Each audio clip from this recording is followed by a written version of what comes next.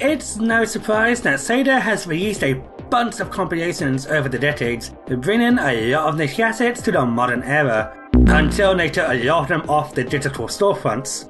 Some of them were under the name Sega Ages, which featured collections of many of their titles, or even full-blown remakes. The latest one at the time is the Sega Ages lineup on the Nintendo Switch, which ran from 2018 to 2020, and instead of being set as a multi-pack, was released individually for a price of a meal deal. These ports were handled by M2, well known for bringing old games back with new bells and whistles, which thankfully are still available. Many of these include various display options, save states, in-game manuals, and other features. There were 19 games in total, which feels off. Could have easily rolled into 20 to round it off with an even number.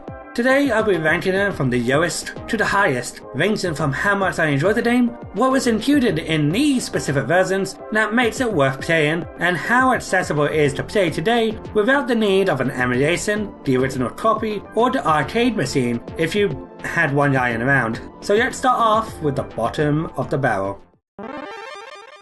Not all of these games are created equal, as a few of them are frustrating to play, and the worst one has to be Wonder Boy in Monsterland. I've played through some of the Wonder Boy games from the very first in the arcades to the marvellous remake of Wonder Boy The Dragon's Trap on the Switch. However, Monsterland, at least the arcade version that was included in the Ages lineup, is awful to play. The controls feel slippery and jumping feels heavy, making platforming incredibly rough. Enemies respawn often, and some of these enemies at the rats move way faster than you, making it difficult to dodge or counterattack. The lack of invincibility frames and heavy knockback can cause you an early death. You are able to change your difficulty, the number of lives you start off with, and how many points are needed to gain more, but overall, it's not fun. The new additions, such as the time attack and fiber mode, don't make it much more enjoyable. With the release of the Wonder Boy collection that is available on all consoles, which also includes better games, there is no point in playing this. Heck,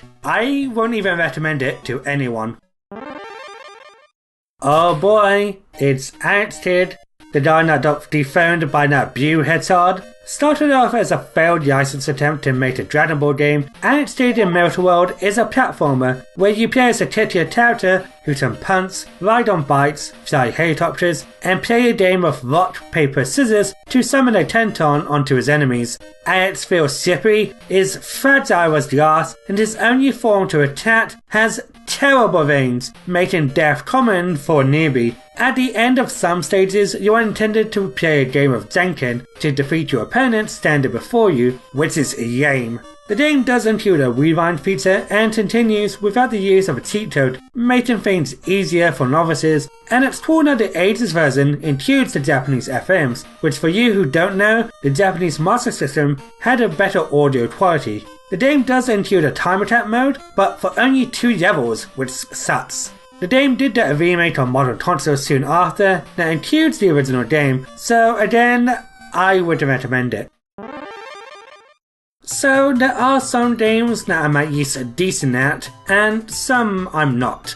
One of those I'm not good at are puzzle games, more specifically the foreign kind, so I don't have much credibility when it comes to these types of games. There is one I did put pretty high on the list, but right now we are talking about Puyo Puyo, more specifically the enhanced arcade version of the MSX2 original. The Puyo Puyo franchise is pretty beloved, with many games still being made with a strong fan base, and I personally know some people who enjoy them, but from what I know from those people, the first one isn't one of them. The Ages version includes a difficulty setting, a helper mode, rewind, and the ability to rotate counterclockwise. The latter I would have expected the first game to originally have. These features do make the experience a bit easier to get into for an amateur like myself, but honestly this one can be frustrating, as unlike future games, there is no way to counter your opponent's starboard Puyos. It basically comes down to who gets the most chains. This game did get different versions in the West throughout the years, like Kirby's Ghost Trap for the Super Nintendo, and Dr. Robotnik's Mean Bean Machine for the Mega Drive. The latter being ported into many Sonic collections, but this was the first time the arcade version was translated into English, as well as an online multiplayer, making it the definitive edition. So if you're a fan of the series, you may get some enjoyment, but not something I would recommend to anyone else. Number 17 and 16 tend to be easy swap for me, and depending on my mood, that may be the case in the future. I would say for certain, Puyo Puyo is better than Columns 2, but Columns 2 barely beats on this, as it was never ported anywhere else outside of its arcade days and the Columns collection on the Sega Saturn, the latter being a Japanese exclusive. It does include a neat gallery where you can see various niche Sega characters with unique artwork. I've never heard of games like Arabian Fight or Dark Age until getting that info about Columns 2. Unfortunately, that requires beating a set number of stages to unlock one of them. Only an insane person would beat all 70 stages. I probably would have preferred getting Arabian Fight or Dark Age instead of this game. Columns is basically a matching game where you have to get 3 colors connected in any direction for them to disappear. However, the second game includes a mode called Flash Columns, where if one of your colors matches up with a star icon, then the playing field will rise, making it difficult. You can faithfully turn this off if you wish, but in all honesty, Columns is not fun to play. This game does include the Mega Drive version of the first game too, but that's included in practically every Sega collection imaginable. Speaking of being on practically every collection imaginable, I love both Sonic 1 and 2, being up there as some of my favourite Mega Drive games, and out of all the games on this list, these two are easily my favourite. However, these two games in particular are handed out like candy. Heck, even on the same platform, I have like 5 copies of these games, so the inclusion doesn't feel exciting. These aren't terrible ports, they're actually pretty good. This version of 2 gives you the option to play as Knuckles, as well as giving you access to Super Sonic after finishing the game once, which is good for someone who hates the special stages and may want to mess around with Super Sonic. Sonic 1 gives you access to both the spin dash as well as the drop dash from Mania, and includes the Mega Play version of the game, an arcade variation of something like the player choice for the NES games. It basically runs on a timer and you have access to 1 life, and removes the Marble and Labyrinth Zone, but it was interesting to see such a historical piece of game in here, making Sonic 1 slightly higher than its sequel on this list. With the likes of Sonic Origins that I feel is the definitive way to play these games, I don't see a reason to go out of the way to play M2's version of these classics. Up next we have Game Ground. While we have the Mega Drive version on practically every Sega collection, this version of Game Ground is the arcade original, which I don't believe was ever re-released. The thing is now, while this one gets better than its console counterpart, the game is near identical besides being 3 players instead of 2, plus the Mega Drive version including an extra zone. Game Ground is a top-down pseudo-strategy hybrid where you start off with 3 characters who go through time and must either kill all the enemies or make it through the exit. Each character is basically your life, and you can gain new characters throughout the adventure, each with their own unique abilities. It's an okay game, if a bit slow. The Ages version does include some neat features such as a rewind function and a mode where you can get all 20 characters from the start. It's nice we have the arcade version, but with how similar it is to its less powerful cousin and how many times that was ported, it doesn't feel that special. This was the last game to be included in this lineup, and in terms of presentation and features, this is some grade A stuff. Developed by Technosoft, Herzog's Y is one of the earliest examples of an RTS genre, originally released in 1989, where you are supposed to counter the opposing force's base, which can be played with another person, and in this version online. It didn't do so well during its initial release, but apparently was an inspiration for many RTS titles, such as Dune 2, Command & Conquer, and even Brutal Legend. Due to being an RTS game, Sega or M2 decided to make an in-depth tutorial taught by a cute anime doll in 3D. The writing is pretty comical with a lot of charm and personality while teaching you the mechanics of the game. There are also references to other Sega titles on this list too for us nerds. This is one of the few games where I use the default settings as the wallpapers give you information on what unit does what and other details on the game. If I got really into it, I'd probably put it way higher on this list. Sadly, the RTS genre isn't my cup of tea, and unfortunately, despite SWI's in-depth and interactive tutorial, as well as the ability to adjust the difficulty, SWI didn't sway me into playing more, and I don't know anyone else, personally, who would play it with me either. The only other way to officially play this besides its original Mega Drive release was on the Mini 2, which is way more expensive than picking up on the Switch. Still, I think this deserved a shot in the lineup, and with the price, maybe give it a go. This one was a bit of a surprise to be represented, as while it was a pretty popular arcade game back in the 90s, I don't think a lot of people today know about it. I know I didn't. Air Battle is a spin-off of sorts of the Afterburner series, where it plays more like a flight sim rather than a straight-on rail shooter. Originally released in arcades in 1990, you are tasked to take down a number of enemy aircrafts in a first-person view within a time limit. There were different kinds of machines for this game, including the R360, which moved like you were on an actual aircraft. I would love to try out one of these. So, trying to replicate this onto a console probably was a tough job for M2, and as you expect, they didn't. Still, I think M2 did a terrific job with at least bringing the original arcade game to people like me.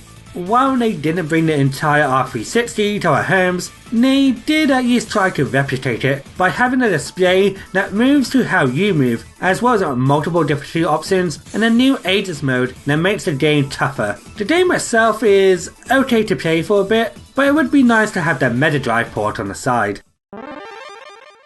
Welcome to the Fantasy Zone. I was aware of the main character Opa Opa in Sonic and Sega All-Stars Racing, but I got around to his game recently, and it's a pretty good one, if not challenging. You fly around in pastel lands, taking down a certain number of bases in each stage, and then defeat that stage's boss while avoiding enemy fire and upgrading your ship, with more powerful weapons, bombs, and faster engines. I will say this game can be tough and sometimes unfair if you don't have the right equipment. Fantasy Zone was included in Yakuza 0, but then again you have to do a bunch of side quests to unlock it, so it's nice to play it from the get-go. Exclusive to the Switch is a wallpaper that allows you to see how many parts can be bought in the shops, a mini-map to easily show you where you are and how many bases you have left, as well as a time attack mode which, unlike Ant Kid or Sonic, can be played throughout the entire game. You can also play as Opa Opa's brother, Oopa Oopa, who can switch between all the weapons and parts on the fly, instead of going into the shops in exchange for using money. It would have been so cool if this version included the various console ports too, but for the price, I say it's worth it. Welcome to the Fantasy Zone. Again, Space Harrier is one of Sega's most iconic arcade games that stars a dude who flies around shooting a bunch of weird plants, moai heads, Gundam mechs, dragons, and woolly mammoths that is a blast to play for 30 minutes. It has been ported to a bunch of stuff, including the Shenmue games and a few of the Yakuza titles, which are easily available, but you do have to play a portion of those games to unlock Space Harrier, so just having a way to play it by itself is convenient. This version included Joy-Con support to imitate the arcade joystick, though it felt clunky when playing through this control option, as well as a commando mode that acts as a shield around the player. It's a neat mode for beginners, but I prefer sticking to the original. The Switch version is basically the same as the 3DS Classics edition that included the final boss from the Master System port and widescreen support, with the only difference being the lack of 3D for obvious reasons and the commando mode. You can't play the 3DS version anymore if you didn't pick that one up back then, but the Switch version is a great alternative to playing this gem on the go. We have a lot of suitors. But now, let's change things up with a party game. Puzzle and Action Ichidant-R was an arcade game where you must save a princess from Cartoon Death Adder from Golden Axe fame by playing a bunch of minigames. It's a fun party game with cute visuals with various minigames, such as shooting down a UFO and trying to get all the golden frogs onto a lily pad. Some of them are just counting how many particular things on screen, and the break minute aim is frustrating, but overall I had a good time with it. It also includes the Japanese Mega Drive version, which came with a pseudo RPG style mode, which is neat that I wish some of these games on the ES had. It sadly suffers from only having Japanese text, which with some of the games like Finding Dracula in a Coffin to be impossible to beat without guessing or understanding the language. Still, if you have a friend, I recommend checking out this one. I'm so glad Shinobi came back with Art of Vengeance. It's so good, and if you are new to Sega's Ninja franchise and only played Joe's newest outing, then you have quite an easy selection to choose, from Revenge to Shinobi 3. But if you like to start from the very beginning in a series and have a switch, then you are in luck. The arcade original hasn't gotten many ports since the 80s and 90s, besides the Ultimate collection on PS3 and Xbox 360. But the Switch is easily the best way to get into the game, especially if you are a novice trying to learn the ropes, as it has a rewind feature and a mode where you take more than one hit from a weapon while packing a gun. There were some visual changes from the Spider-Man enemy, now looking like Charlie Day in that one episode of Always Sunny, to the Marilyn Monroe portrait in the first stage, being replaced by the guy from Altered Beast. You go through 5 stages with 2 acts and a boss, as you must save all the hostages taken by the evil Z Corporation. The original Shinobi still holds up well today, with a challenging but fair difficulty that requires quick thinking, patience, and understanding the overall layout of each level. The game can be challenging, especially since most things can kill you in one hit, but each level is short enough, and you don't need to save the hostages again if you've already saved them, making the experience a non-issue. The only noticeable complaint I have is that there aren't many big additions besides making the game a bit easier. Puyo Puyo made a comeback on this list with the sequel. Puyo Puyo 2 remained a Japanese exclusive, with the exception of the Neo Geo Pocket Card conversion that was released worldwide, as was the Mega Drive version being ported to the North American Wii Virtual Console, until the 3DS collection. Puyo Puyo 2 was one of the biggest arcade games in Japan during the 90s and is a huge improvement from the original, which first introduced the ability to rotate to all sides as well as counterattack the opponent's garbage by creating chains. While I'm still not good at these games, these additions made 2 much easier to get into. M2 added a bunch of difficulty options for someone like me to get easy into, as well as a colorblind option, which is always a plus. I'm not sure how good these colorblind options are, as I don't know anyone who has played these games that have colorblindness. If you do and have played this port, I would love to know if it works well. There is also a rewind option that instead of going back after a few seconds allows you to retread up to 60 steps, which is incredibly useful if you're a beginner trying to learn your mistakes, even if 60 is excessive. This version includes online multiplayer, an endurance mode where you fight every opponent in order, as well as the classic arcade mode. Sadly, unlike its predecessor, the game remained untranslated, besides the in-game menus. But considering it's a puzzle game and not a text-heavy game, is more of a minor inconvenience. If you want an official way to get into the franchise, then this might be the best way to get into it. It took me some time to get used to, but I enjoyed this game and even tried out a couple more in the series. Don't ask me to play with you, you will most likely wipe the floor with me.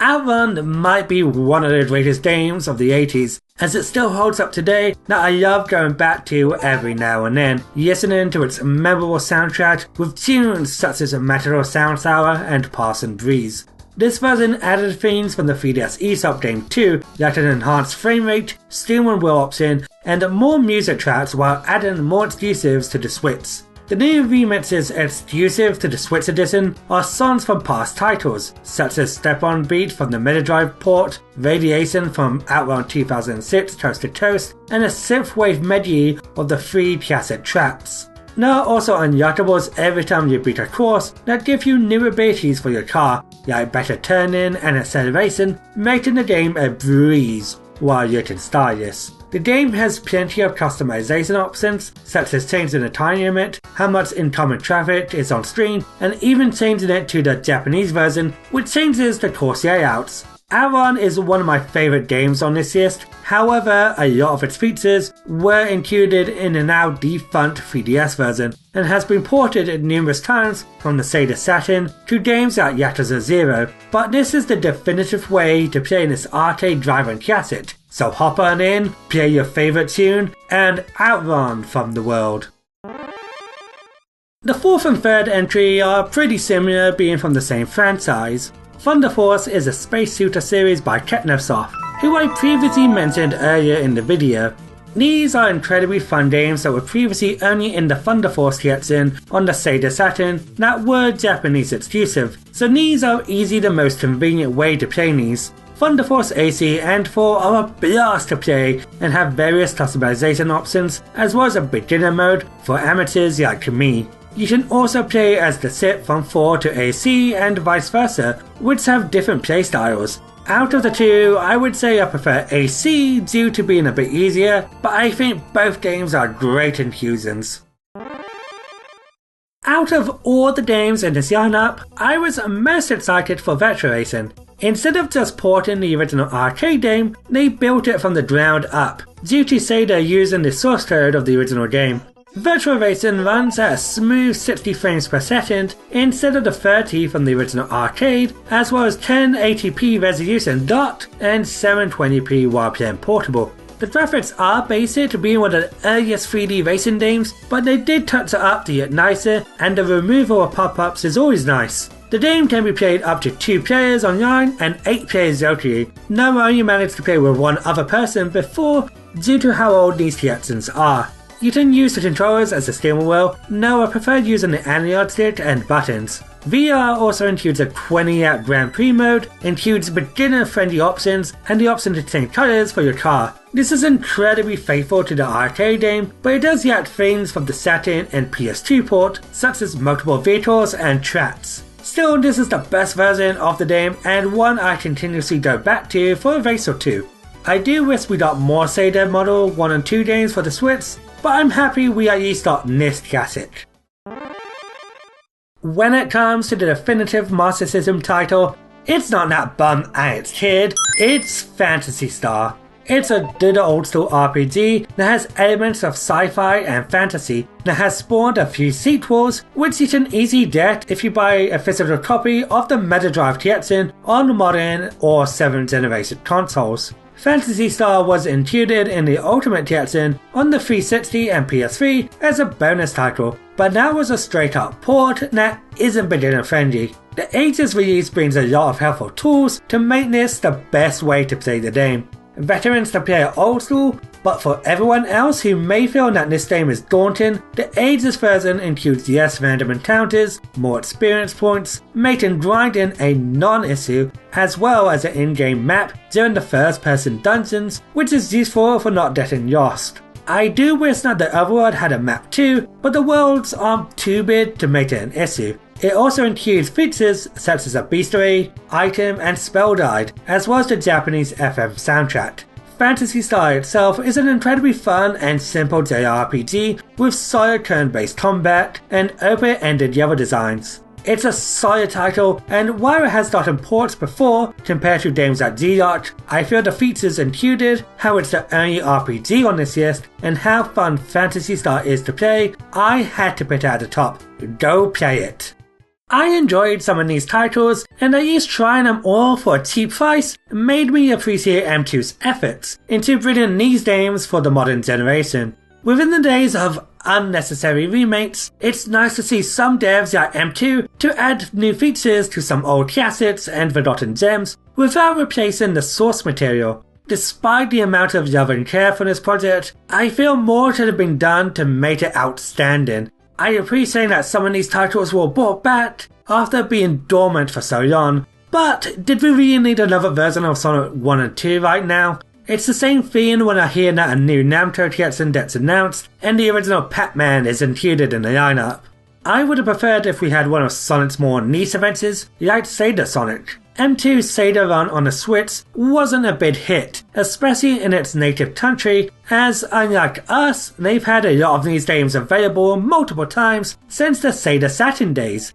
I feel like we were just scratching the surface with virtual racing and could have expanded beyond the early 90s with more mid to late 90s and even 2000 arcade titles. Or heck, maybe even some Saturn and Dreamcast titles that are still locked on those machines. Some of the late 90s arcade titles are included in the Yakuza and Judgment franchise, but I feel a lot of them should have gotten the Ages treatment, or at least put them in one collection. Even if they didn't go beyond that, I felt we could have added more of the older niche titles like the characters that were included in the Columns 2 gallery. I'm not sure what the future will bring for preserving these Sega titles, but I would love to see all 19 games to be put into one physical cartridge, or even on other consoles and PC, so more people can play them. Maybe get someone like Hamster to do an arcade archive lineup to sell them separately. For now, I highly recommend picking most of these titles on the Switch, instead of going to your local takeaway. Let me know what are some of your favourite games on this list, or what Sega games you would love to get the Ages treatment in the far off future.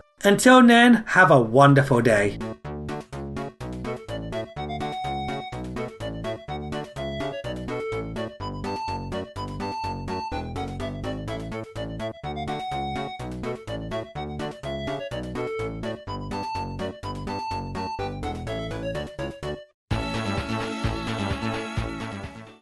Squishy.